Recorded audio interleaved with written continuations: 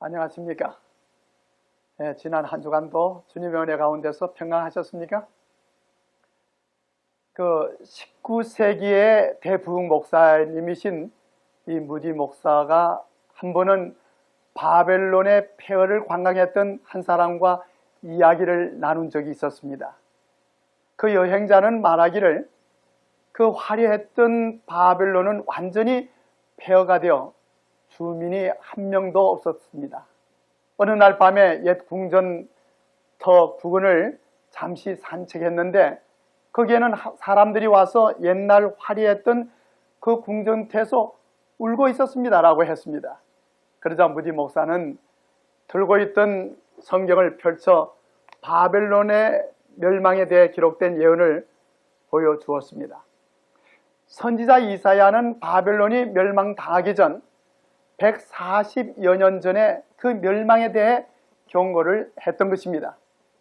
이사야 13장 1절에 보면 아모스의 아들 이사야가 바벨론에 대해 받은 경고라고 되어 있습니다. 바벨론의 멸망은 이 세상 역사의 마지막에 있을 사건과 깊은 관계가 있으므로 그 멸망에 대한 경고 역시 오늘날 우리에게 중대한 의미를 갖고 있는 것입니다. 그리고 바벨론의 멸망에 대한 경고는 이사야뿐만 아니라 선지자 예레미야와 다니엘에 의해서도 주어졌습니다.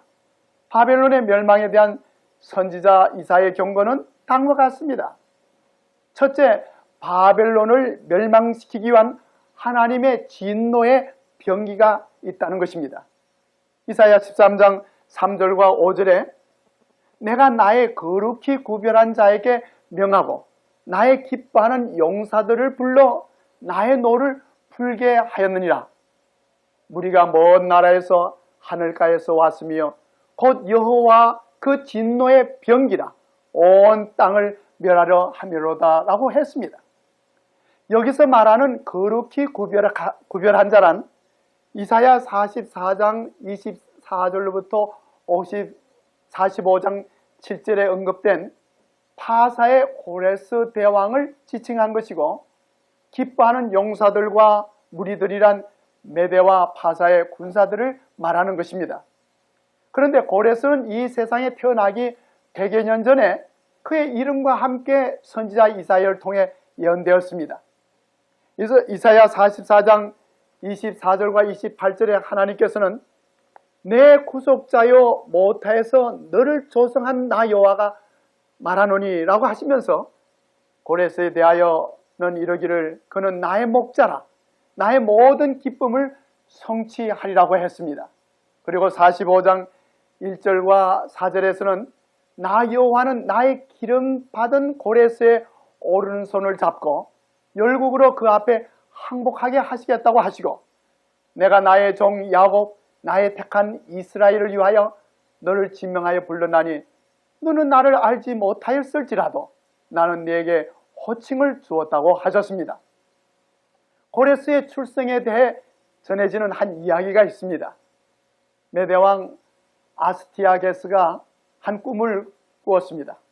그런데 자기의 딸 만단의 배에서 강물이 흘러나와 그의 나라를 대부분 덮어버리는 것을 보고 이것이 어떤 의미가 있는 것이라고 생각해서 모사들을 불렀습니다.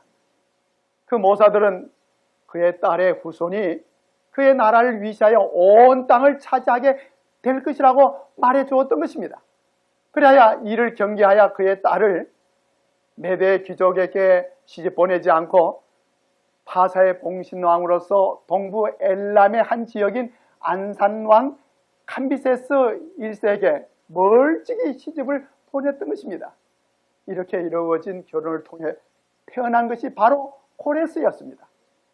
그가 태어나기 100여 년 전에 그의 이름과 함께 예언되었다는 것은 하나님의 특별한 섭리에 의해 이루어진 것임을 우리는 알게 되는 것입니다. 이사야 44장 24절에 하나님께서는 당신을 나타내시기를 모태에서 너를 조성한 나 여호와가 말하노라 나는 만물을 지은 여호와라고 하셨습니다. 우리 모두는 이 세상에 우연하게 태어난 것이 아니라 창조주 하나님의 섭리에 의해 이 세상에 태어났다는 사실을 깨닫는 것은 삶의 목적을 이해하는 데 참으로 중요한 의미가 있는 일인 것입니다. 이사야 44장 1절과 2절에서 하나님의 백성을 향해 말씀하시기를 나의 종 야곱, 나의 택한 이스라엘아, 이제 들으라. 너를 지으며 너를 모태에서 조성하고 너를 도와줄 여호와가 말하노라. 나의 종 야곱, 나의 택한 여수르나 두려워 말라고 하셨습니다. 메대왕 아스티아게스가 그의 딸 만다네가 아들을 낳았다는 소식을 듣고 그의 가장 충성스러운 신하인 하르파크스를 보내어 그 아이를 죽이려고 했습니다. 그러나 그 신하는 그 아이를 죽일 마음이 없었으며 도리어 후에 아스티아게스 왕에게 반란을 일으켰습니다. 그리고 헬라의 역사가 크세노폰의 기록에 의하면 고레스가 12살 때가 되었을 때 외조부인 이 아스티아게스는 그의 딸과 외손자를 불러 자기에게 오도록 했고 그의 딸인 고레스의 어머니가 본국으로 귀국한 뒤에도 고레스는 메대에 남아있도록 했던 것입니다. 그리하여 그 후부터 고레스가 그의 외조부에 의해 양육되었다는 것입니다.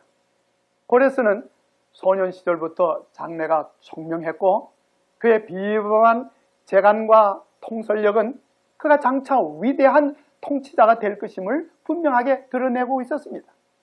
한 기록에는 고레스에 대해서 말하기를 그의 비할 데 없이 민첩하고 총명한 기질은 아무런 폭력적인 행동으로도 손상시키지 못했다.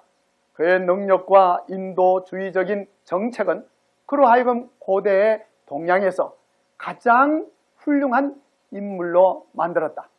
독재적인 잔인성이 이 파사 사람에게는 전혀 없었다고 했습니다. 후에 고레스는 종주국인 메대 대반기를 들고 메대 장군 하르파크스가 반란을 일으켜 고레스에 합세함으로써 고레스는 쉽게 메대의 수도 엑바타나를 점령하고 이로써 두 나라를 평화롭게 합병이 이루게 됐던 것입니다. 이러한 상황에서 고레스는 메대와 파사의 연합군을 통솔하여 바벨론을 침공했던 것입니다. 바벨론의 멸망에 대해 헬라의 역사가 헤로도토스가 기록하기를 고레스가 바벨론을 포위했으나 성 안으로 진격할 수 없게 되자 처음에는 당혹하게 되었다고 했습니다.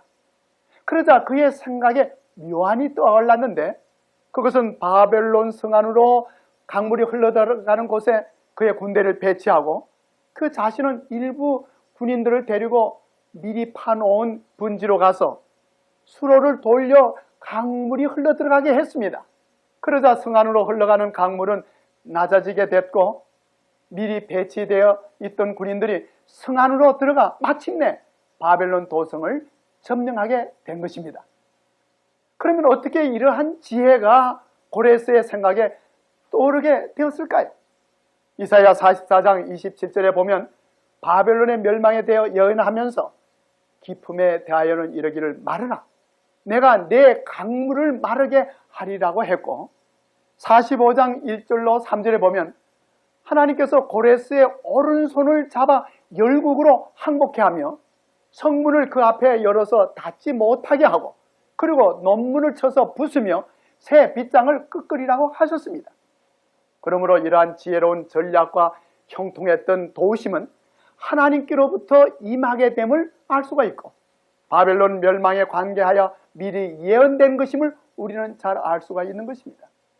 이사야 48장 14절과 15절에서 하나님께서는 너희는 다 모여 들으라. 나 여호와의 사랑하는 자가 나의 뜻을 바벨론에 행하리니 그의 발이 갈대인에게 임할 것이라. 그들 중에 누가 이 일을 예언하였느냐? 나 곧 내가 말하였고 또 내가 그를 부르며 그를 인도하였나니 그 길이 형통하리라고 하셨습니다. 그리고 이러한 예언대로 이루어진 것을 우리는 역사와 고고학에 의해서 잘 알 수가 있는 것입니다. 둘째로 바벨론은 완전히 멸망을 당하고 말 것이라고 예언된 것입니다. 선지자 이사야는 이사야 13장 17절로 22절에 경고하여 이르기를 보라 은을 돌아보지 아니하며 금을 기뻐하지 아니하는 메대 사람을 내가 격동시켜 그들을 치게 하리니 메대 사람은 활로 청년을 쏘아 죽이며 대열매를 긍휼히 여기지 아니하며 아이를 가스히 보지 아니하리라. 열국의 영광이요 갈대아 사람의 자랑하는 놀이개가 된 바벨론이 하나님께 멸망당한 소돔과 고모라 같이 되리니 그곳에 처할 자가 없겠고 그할 사람이 대대 없을 것이며 아라비아 사람도 거기 장막을 치지 아니하며 목자들도 그곳에 그 양떼를 쉬게 하지 아니할 것이요 오직 들짐승들이 거기 엎드리고 부르짖는 짐승이 그 가옥에 충만하여 타조가 거기에 깃들리며 들양이 거기서 뛸 것이며 그 궁전에는 시랑이 부르짖을 것이고 화려한 전에는 들깨가 울 것이라. 그의 때가 가까우며 그의 날이 오래지 아니하리라고 했습니다. 우리는 선지자 이사야의 예언을 통해 그토록 부강했던 바벨론이 메대 사람들에 의해 침공을 당하게 되고 끝내는 소돔과 고모라와 같이 완전히 멸망을 당하게 될 것이라는 사실을 알게 됐습니다. 그리고 메대 군사에 대해 묘사하기를 메대 사람이 활을 무기로 사용할 것이라고 말했는데 선지자 예레미야도 예레미야 50장 14절에 이르기를 바벨론을 둘러 행호를 벌리고 활을 당기는 모든 자여 화살을 아끼지 말고 쏘라. 그가 여호와께 범죄하였음이라고 했습니다. 고고하게 발굴을 통해 메대 군사들이 다른 민족과는 달리 활을 잘 사용하여 나라들을 정복했음을 우리는 알 수가 있는 것입니다. 그리고 바벨론이 소돔과 고모라처럼 멸망을 당하게 될 것을 말씀하시면서 아라비아 사람들은 그 폐허에 장막을 치지 않을 것을 언급함으로써 바벨론의 멸망 후에도 아라비아 사람들은 계속 존재할 것이 간접적으로 예언된 말씀인 것입니다. 그런데 바벨론이 세계의 제국이요 열국의 영광으로 존재하고 있을 때 아라비아 사람들은 나라도 없이 유목민으로 떠돌아다니던 부족들이었습니다. 그러나 바벨론은 멸망을 당했지만은 아라비아 사람들은 오늘날까지 존재하고 있음을 보게 됨으로써 예언의 말씀이 얼마나 확실하게 성취되는지를 우리는 잘 알 수가 있는 것입니다. 예레미야도 바벨론의 멸망에 대하여 예언하기를 예레미야 51장 40절에 나 여호와가 말하노라. 나 하나님이 소돔과 고모라와 그 이웃 도시, 이웃 성읍들을 무너지게 한 것 같이 거기 거하는 사람이 없게 하며 그 중에 우거하는 아무 인자가 없게 하리라고 했습니다. 그러므로 바벨론의 멸망의 상태에 대한 경고의 예언도 그대로 성취된 것을 알 수가 있는 것입니다. 셋째로 바벨론의 멸망은 이 세상 멸망의 상징으로 경고해 주셨다는 사실입니다. 선지자 이사야는 이사야 13장에서 바벨론의 멸망에 대해 앞뒤로 예언하면서 그 사이에 이 세상의 멸망에 대해 예언했습니다. 이사야 13장 6절로 12절에 말씀하시기를 너희는 애곡할지어다 여호와의 날이 가까웠으니 전능자에게서 멸망이 임할 것이미로다. 그러므로 모든 손이 피곤하며 각 사람의 마음이 녹을 것이라. 그들이 놀라며 괴로움과 슬픔에 잡혀서 임산한 여자같이 고통하며 서로 보고 놀라며 얼굴은 불꽃 같으리로다. 여호와의 날 곧 잔혹히 분냄과 맹렬히 노하는 날이 임하여 땅을 황무케 하며 그 중에서 죄인을 멸하리니 하늘의 별들과 별들기가 그 빛을 내지 아니하며 해가 돋아도 어두우며 달이 그 빛을 비치지 아니할 것이로다. 내가 세상의 악과 악인의 죄를 벌하며 교만한 자의 오만을 끊으며 강포한 자의 거만을 낮출 것이며 내가 사람을 정금보다 희소하게 하며 오빌의 정금보다 희게 하리라고 하셨습니다. 우리는 바벨론에 대한 예언이 그대로 성취되어 멸망을 당한 것과 같이 세상의 멸망의 날에 대한 예언도 그대로 성취될 것을 믿게 되는 것입니다.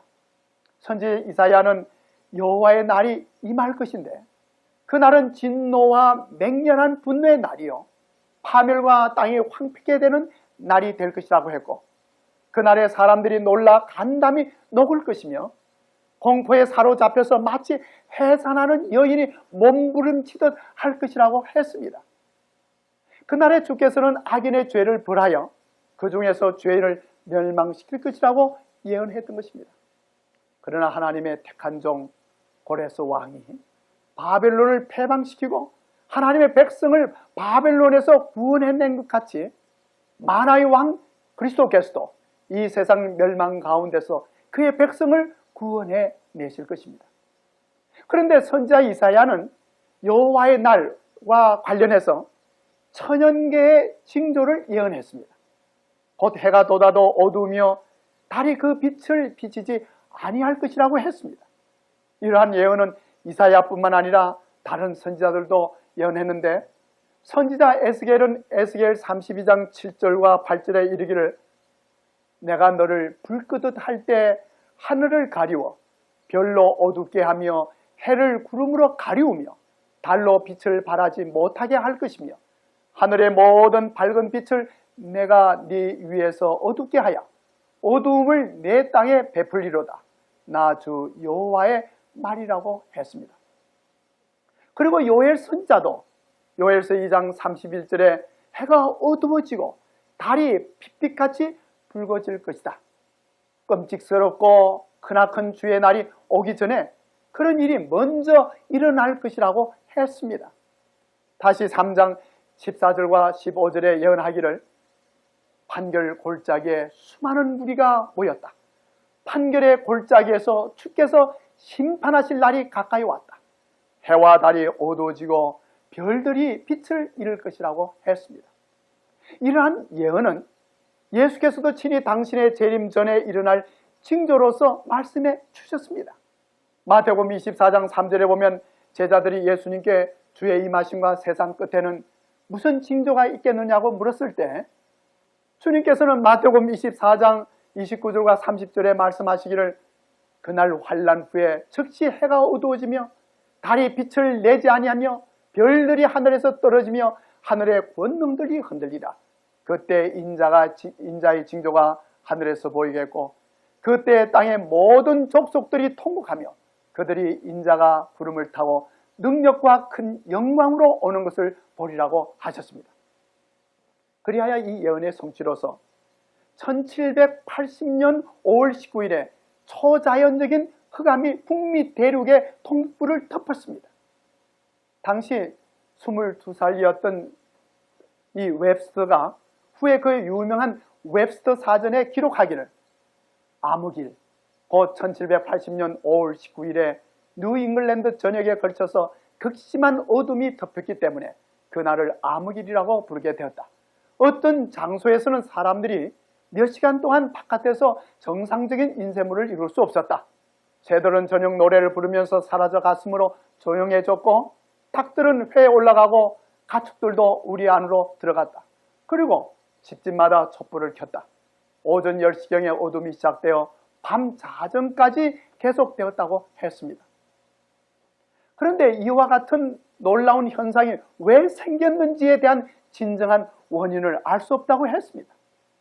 또한 예일 대학교의 총장이었던 티모티 드와이트는 이 사건을 회고하여 말하기를 1780년 5월 19일은 놀랄만한 날이었다. 많은 집들에는 촛불이 켜졌다. 매우 일반적인 견해가 지배적이었는데 그것은 심판의 날이 임박했다는 것이다 라고 했습니다. 그리고 이 뉴햄프사주의 엑스트에서 살고 있었던 사무엘 테니 박사도 그의 편지에 기록하기를 그날 저녁에 어둠은 아마도 전능하신 분이 빛이 있으라고 명령하신 이래로 지금껏 목격되어 온 것 중에 가장 짙은 어둠이었다. 우주의 모든 발광체가 뚫을 수 없는 암막에 쌓여버렸거나 존재를 감춰버렸다 할지라도 그 어둠은 그보다 더 짙을 수는 없었을 것이라고 했습니다. 그리고 그날 저녁에 보름달이 떠올랐는데 그것은 피 같은 모습으로 드러났습니다. 계시를 통해 사도 요한도 그날의 초자연적 사건을 예언했는데 계시록 6장 12절에 말씀하시기를 해가 총담같이 검어지고 온 달이 피같이 되리라고 했습니다. 이러한 사건들의 예언은 모두 여호와의 날 곧 예수 그리스도의 재림이 가까이 옴을 알리는 징조인 것입니다. 선지자 이사야가 예언했고 에스겔, 요엘, 또 사도 요한, 그리고 예수 그리스도께서 말씀하신 이 천연계의 예언의 징조는 모두 성취되었습니다. 그리고 가장 부강하고 자랑스러웠던 바벨론에 대해 멸망의 경고가 주어졌고 그 경고의 예언은 그대로 성취되었습니다. 역사는 반복될 것입니다. 이제는 영광스러운 예수 그리스도의 재림의 사건만이 남아 있는 것입니다. 그리스도께서 곧 오십니다. 그날을 위해 준비하시는 우리의 가족들이 되어야 하지 않겠습니까? 선지자 이사야를 통해 주신 하나님의 경고가 오늘날 우리들에게 분명하게 들려지고 있지 않습니까? 슬피 울으라. 주께서 오실 날이 가깝다. 전능하신 분께서 오시는 날, 파멸의 날이 곧 이른다. 날이 가까이 올수록 사람들의 손이 축 늘어지고 간담이 녹을 것이다. 그들이 공포에 사로잡히고 괴로워하고 아파하는 것이 해산하는 여인이 몸부림치듯 할 것이다. 그들은 놀라 서로 쳐다보며 공포에 질릴 것이다. 주의 날이 온다. 무자비한 날, 진노와 맹렬한 분노의 날, 땅을 황폐케 하고 그 땅에서 죄인들을 멸설시키는 주의 날이 온다. 하늘의 별들과 그 성자들이 빛을 내지 못하며 해가 떠도 어둡고 달 또한 그 빛을 비치지 못할 것이다. 그러나 우리 중 몇 사람이나 이 경고에 유의하고 있습니까? 오늘날 많은 사람들이 이 경고를 듣지 못함으로 모르고 있습니다. 혹시 들었다 해도 그것에 유의하지 않습니다. 그리고 사람들은 세상 일들로 무척이나 바쁩니다. 스포츠, 잔치, 꽉 짜여진 주말, 또 텔레비전 프로그램, 또 비디오 연속극들, 그리고 생계에 대한 활동 및 걱정 등에 매여 있습니다. 우리 주님께서는 이 마지막 시대에 있을 상황에 대해서 말씀하시면서 우리들에게 경고의 말씀을 주셨습니다. 누가복음 21장 34절부터 말씀하시기를 너희는 조심하라. 그렇지 않으면 방탕하고 술 취하고 인생살이 걱정하다가 마음이 둔해져서 뜻밖의 그 날이 너희에게 덫과 같이 덮칠 것이다. 그 날은 지구상에 있는 모든 사람에게 이를 것이다. 그러므로 너희는 앞으로 일어날 이 모든 일들을 겪지 않고 내 앞에 설 수 있도록 언제나 정신 차리고 기도하여라. 우리 주님께서는 바로 이 마지막 시대 사람들의 마음이 참으로 이 세상 일들로 바쁘고 분주하는 가운데서 영적인 문제에 대해서 관심이 없음을 말씀하고 있었습니다. 여호와의 날 곧 예수 그리스도의 재림의 때는 임박했습니다. 그날을 위해 준비하는 진실된 가족들 되시기를 주님의 이름으로 축원합니다.